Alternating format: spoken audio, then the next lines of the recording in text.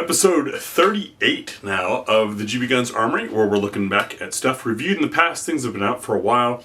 I'm giving you a little more thoughts and feels, and you guys are providing your experiences. Since all the hubbub is gone, all of the marketing blitz, all that stuff, you're not watching a cutting news release where all you have to do is accept what the YouTuber tells you. No, these are guns that chances are you've probably shot or handled or held or owned.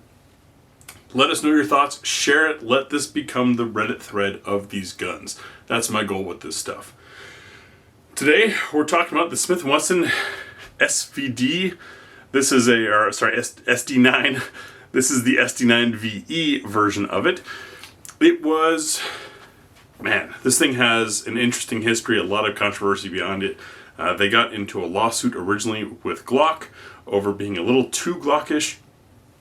Bunch of different versions have come out, but for the longest time, these were $250. It was Smith & Wesson's affordable entry-level gun. The, oh crap, I need a gun and I'm on a tight budget. What can I afford this pay period without hurting too badly? That was the concept behind this thing, and I respected them for it. I liked it. What do you get? Now this is an older version. They have a newer version out. I have the press release on that, but I do not have the newer gun. We got some front serrations. We have some front rail spot.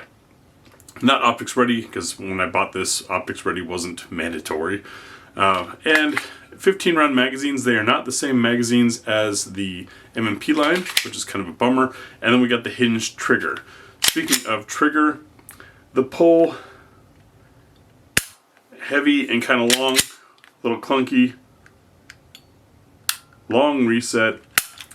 Not a connoisseur's gun, not a shooter's gun, but it wasn't meant to be. It was just meant to be a gun, and it did pretty well. I didn't really have any major problems with it.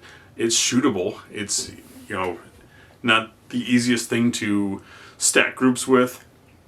It doesn't have really the best of anything. It's just meant to be an affordable American-made gun. That I applauded. What kind of turned me off about these things, and frankly Smith & Wesson in general, was during the panic buy crunch things. These went from $250, where they had been for, I don't know, almost a decade it seems, up to $450. They were actually priced higher than some modern higher end guns that were on the market at the time. Yes, there were some increase in cost for all companies and everything, as we all know now, with inflation and all that kind of stuff, but it seemed to me like a real jab and money grab. It was kind of disappointing. Now we know now later that Smith & Wesson was doing an update to this gun, and so maybe they're looking to offset some of that cost. Companies have to stay in business, but it was shocking when their budget cheapo became no longer budget cheapo. I'm curious how you guys feel when it comes to budget guns. Now, oftentimes that means imported from places where raw materials and labor costs are so low that they can make a gun, ship it all the way to the United States, get it distributed out to a retailer, and it still be cheaper than something made in the US. Do you go for those, or do you prefer buying American? I kind of like the buy American idea. I think that's neat. However, I think budget American guns is a real challenging spot to be in, just because you can make so much more for the same or less money abroad. You look at when these were $450, you could find Canics for $450, and a Canic, at least for a shooter, for someone who enjoys going to the range and all that, is a much nicer gun, and you get a whole lot more in the package than the cardboard box basics you get with this Smith & Wesson. Who do I think this is good for? Well, as I said earlier, those who just want something, just need something that they can afford. People who are not necessarily going to be training a whole lot, people who are looking for something new, something to leave in the truck. Something I don't recommend, by the way, but if you need a stash gun somewhere, something like that, I think it's pretty neat. And I do want to point out, even on this older model, you see that divot there with texture on both sides.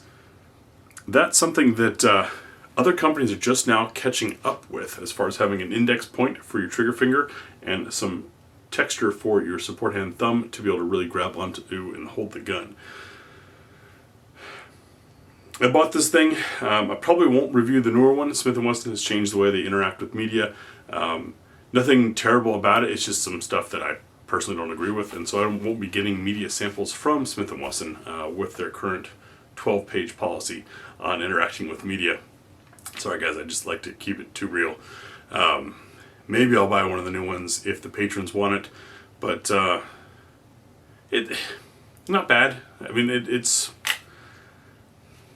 a gun. that's all it was trying to do, and that's all it did do. I'm curious to hear how many of you have owned one of these of the various iterations. Sorry I'm not up on the nomenclature for all the different generations of them, but the SD9 family of guns. If that's something of interest to you, I know my audience on the main channel tends to be a little bit more budget oriented, and something like this certainly fits in there. I find it tough, you know, even at the $300 price range, there are a lot of great options out there because of imports. And now we're even seeing some US made stuff in the 300 to 350 range that's pretty nice. I kind of feel like this is maybe riding on the Smith & Wesson legacy in the name. It's just something that people know, and oh, Smith & Wesson, it's American, and they go for it without much knowledge or understanding of firearms, and that's okay. I mean, not everyone drives a sports car because not everyone's ready for a sports car yet. So I don't hate on it, I just don't love it either. Those are my thoughts on the SD9 VE. Thanks for joining us here on GBGuns Armory, and we'll see you tomorrow.